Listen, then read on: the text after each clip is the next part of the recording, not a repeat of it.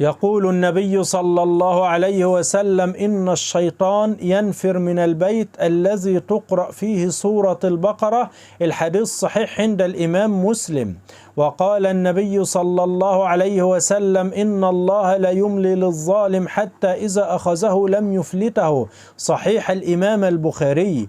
وقال النبي صلى الله عليه وسلم: كلوا الزيت وادهنوا به فإنه من شجرة مباركة. الحديث صحيح عند الإمام الألباني، زيت الزيتون، والله أعلم. وقال النبي صلى الله عليه وسلم: من أصبح منكم آمنا في سربه معافى في جسده عنده قوت يومه فكأنما حيزت له الدنيا.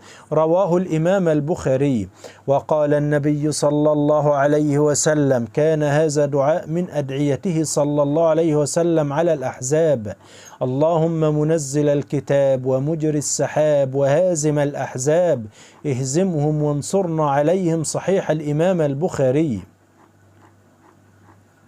وقال النبي صلى الله عليه وسلم: إذا سقى الرجل امرأته الماء أجر.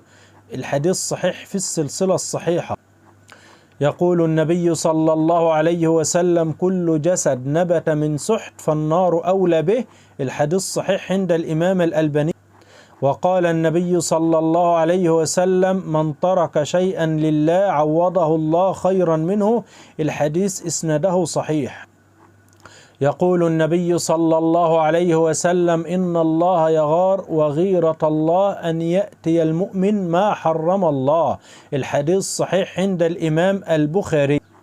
يقول النبي صلى الله عليه وسلم: عمران بيت المقدس خراب يثرب، وخراب يثرب خروج الملحمة، وخروج الملحمة فتح القسطنطينية، وفتح القسطنطينية خروج الدجال. الحديث صحيح في سنن الإمام أبو داود.